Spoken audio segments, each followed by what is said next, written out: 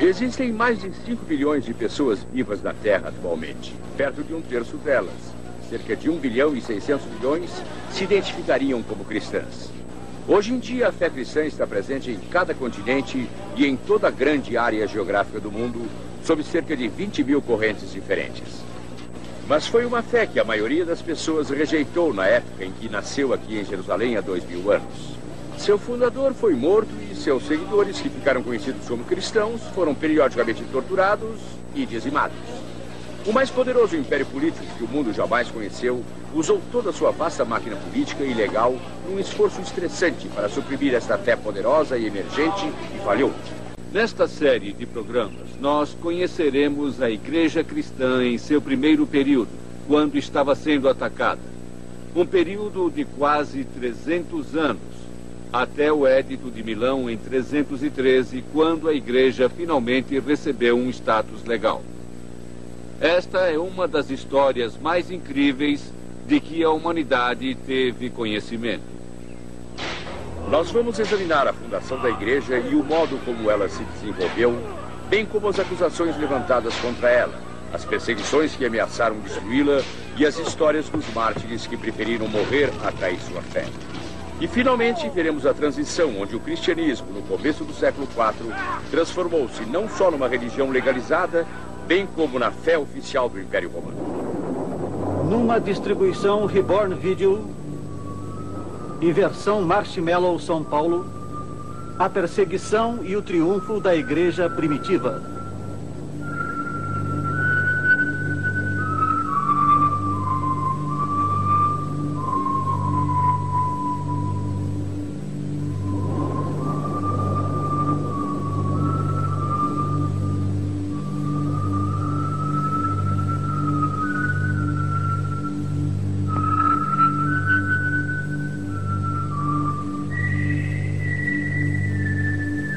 Parte 1. Formação.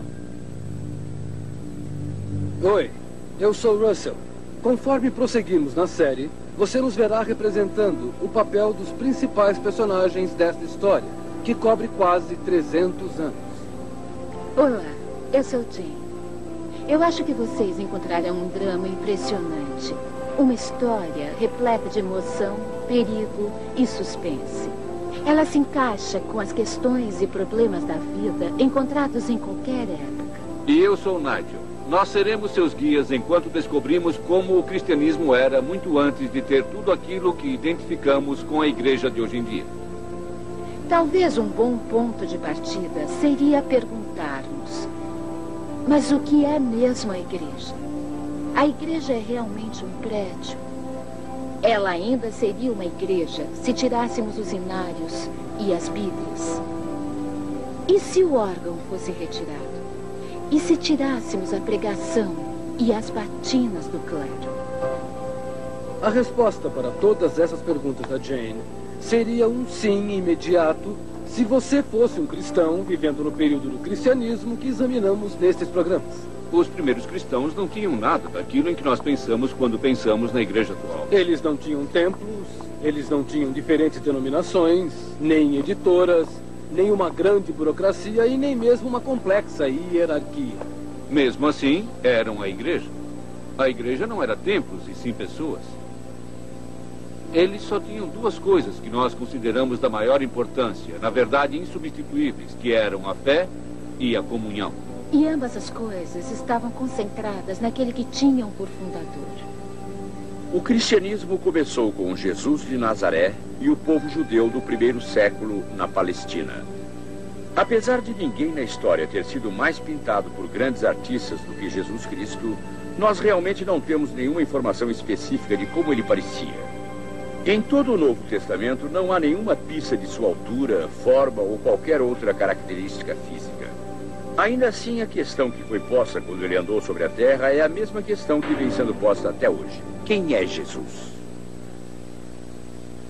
Nós não possuímos nenhuma biografia completa da vida de Jesus em comparação com as expectativas modernas de uma biografia. Mas existem informações conhecidas sobre ele, tidas como absolutamente certas. Mesmo aqueles que não o seguem e mesmo aqueles que o desprezam, admitem que, pelo menos isto pode ser dito sobre ele. Jesus nasceu numa família humilde, mas ele provém de uma descendência familiar distinta até mesmo para os cuidadosos padrões judaicos. Seus ensinamentos eram tidos como extraordinários e ele ganhou a reputação de alguém que podia realizar maravilhas e milagres. Sua mensagem anunciava o começo de uma ordem completamente nova, resumida na expressão Reino de Deus, que, embora não fosse imediatamente reconhecido ou realizado, seria para sempre. Jesus juntou a seu redor um grupo de seguidores, em sua maioria trabalhadores comuns, e os treinou para que fossem seus mensageiros. Ele causou grande controvérsia e gerou veemente oposição. Foi condenado por líderes judeus e executado na cruz pelas autoridades romanas. Seus seguidores acreditavam e testemunharam que no terceiro dia após sua morte, ele se levantou dos mortos, encontrou-os, conversou e comeu com eles. Os seguidores de Jesus estavam certos de que foi Deus que retirou Jesus dos mortos, assim validando seus pedidos e ensinamentos. Eles ainda acreditavam que Jesus foi divinamente escolhido como Salvador da humanidade, o Senhor a quem todos deviam fé, lealdade e total obediência. E não pode haver dúvida que esses mensageiros acreditaram que eles deveriam levar esta mensagem a todos e a qualquer custo. Eles deveriam chamar todos os povos para se arrependerem e acreditarem em Jesus. E sabemos que eles tomaram essa missão com uma energia memorável e a levaram muito além dos limites de sua terra natal. Jesus era judeu, e muitas de suas pregações aconteceram nesta sinagoga em Cafarnaum, na Galileia, onde ele orou e pregou. Na verdade, acredita-se que as ruínas da sinagoga estejam debaixo deste local. Os primeiros discípulos e apóstolos de Jesus também eram judeus. Eles não se viam como os formadores de uma nova religião ou um grupo dissidente do judaísmo. Ao contrário, eles se enxergavam como leais às suas heranças judaicas e como parte do povo de Israel. Eles também acreditavam nas promessas feitas por Deus para Israel, através de escritos que hoje em dia nós chamamos de Velho Testamento. Logo, nos primeiros anos após a partida de Jesus, seus seguidores continuaram dentro da comunidade judaica. Eles foram ativos em sinagogas, testemunhando e discutindo com seus colegas judeus sobre quem era Jesus e para o que ele conclamava a Israel. As comunidades judaicas estavam espalhadas por todo o Império Romano. Precisava-se de apenas 10 judeus para estabelecer uma sinagoga. Logo, as sinagogas eram formadas em qualquer lugar para onde os judeus fossem. As sinagogas ofereciam um local ideal para espalhar a palavra de Jesus enquanto aumentavam o número de seus discípulos. Naquele tempo, as conversões ao judaísmo eram muito mais frequentes do que hoje em dia. Os não-judeus podiam ir e adorar nas sinagogas, e aqueles que não se tornassem completamente judeus podiam ainda achar um lugar na vida comunitária. Esses adoradores eram conhecidos como os temente a Deus e mostraram-se muito receptivos à mensagem de Jesus. Mas a palavra dele era para todos. Parte das instruções de Jesus eram que se pregasse por todo o mundo. E o mundo, para eles, era o poderoso Império Romano. O Império Romano foi o maior império conhecido da Antiguidade Ocidental, com 50 a 60 milhões de habitantes. Essa é mais ou menos a população da Inglaterra ou da Alemanha hoje em dia, ou aproximadamente 1/5 da população dos Estados Unidos. Ele incluía todas as nações com fronteiras para o mar Mediterrâneo e também partes da Holanda, toda a Bélgica, partes da Alemanha, toda a Áustria e Suíça e a maioria da Tchecoslováquia, Hungria, Bulgária, Romênia, Inglaterra, Gales e o sul da Escócia. Roma, com 1,5 milhão de habitantes, era a capital e centro desse vasto domínio geopolítico. Roma era a cidade, mas onde quer que os romanos chegassem, eles construíam novas cidades caso ainda não existissem no local. Portanto, o mundo onde o cristianismo primeiro se difundiu era um mundo urbano. Após Jesus, os apóstolos formaram o esqueleto da igreja. Quase todos os cristãos tradicionais ainda consideram os apóstolos aqueles para quem os mistérios e tesouros da fé foram primeiro revelados. E é claro que alguns nomes dos apóstolos se tornaram os nomes mais populares em todo o mundo ocidental. Quantos homens você conhece chamados João, Tiago, Pedro, Tomás, Filipe ou André? E esses nomes comuns vieram de homens muito comuns. 5 deles eram humildes pescadores. Eles trabalhavam no mar da Galileia. E foi nesta praia que Jesus veio e os convidou para abandonarem sua profissão e segui-lo. E o que aconteceu com esse grupo incomum para quem foi dada a tarefa mais extraordinária depois que Jesus deixou a terra? O Novo Testamento nos dá uma base sobre a morte de dois dos apóstolos, Judas e Tiago. Judas, que traiu Cristo por 30 peças de prata, se suicidou enforcando-se. Tiago, o filho de Zebedeu, que foi morto pela espada em Jerusalém em 44 DC, provavelmente decapitado. De acordo com a tradição, ele morreu após pregar o evangelho na Espanha. André, conta-se, viajou para Séfia, a região norte do Mar Negro, hoje parte da Rússia.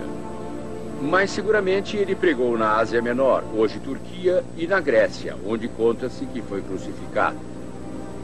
Tomé, o incrédulo Tomé, provavelmente pregou na área leste da Síria.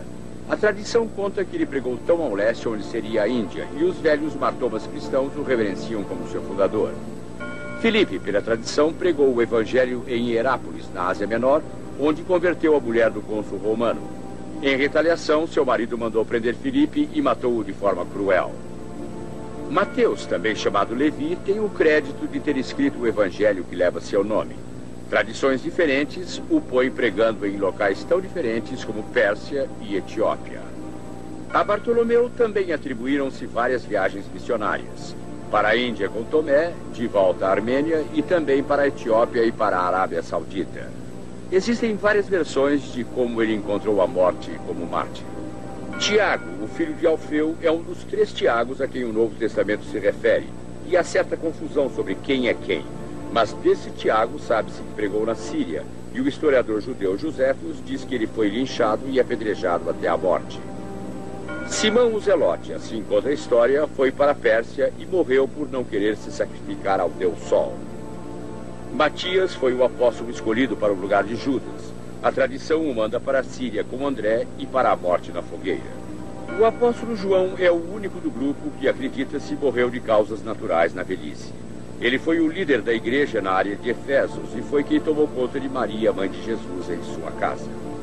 Durante a perseguição no reinado de Domiciano nos anos 90, ele foi exilado na ilha de Patmos, no Mar Egeu. A ele acredita-se ter escrito o último dos livros do Novo Testamento, o Apocalipse de João. Se eles foram mesmo a todos os lugares que se diz, podemos verificar que os apóstolos cobriram uma área imensa, levando as suas mensagens de Jesus. Mas nós reenfatizamos que é impossível saber onde terminam os fatos históricos e onde começa a lenda. Geralmente acredita-se que houve fatos reais que deram origem às lendas, que foram aumentadas com o passar do tempo. Mas para dois dos apóstolos, Pedro e Paulo, temos mais informações que são consideradas verdadeiras. Após a ressurreição, Pedro, o homem que traiu Jesus, foi restabelecido pelo Senhor no mar da Galileia. Desde lá, Pedro se transformou na base e fundação da nova igreja. Ele foi o primeiro pregador público, o primeiro evangelista. Ele os defendeu em frente ao Sinédrio. Ele instituiu as jornadas missionárias. Ele foi o primeiro a fazer uma missão com os gentios muito antes de Paulo. Quando Paulo finalmente chega a Jerusalém, ele, Pedro, é o professor. Ele o ensina sobre a história de Jesus, sobre o início da igreja. Finalmente, provando ser um grande administrador, ele troca Jerusalém por Roma. Pedro é um dos primeiros cristãos mais bem conhecidos. Ele era um homem como nós. Era um discípulo, apóstolo, mártir. Um discípulo de Jesus, um apóstolo que pregou e declarou o evangelho e lançou as bases da igreja antiga lá em Jerusalém. Um mártir em Roma, junto com Paulo, sob o domínio de Nero. Mas em todos esses papéis, a coisa mais importante foi sua confissão.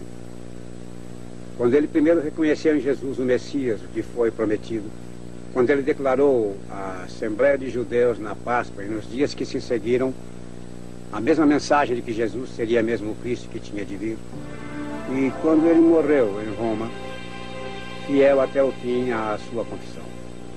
O apóstolo Paulo não foi um dos 12 apóstolos originais de Jesus.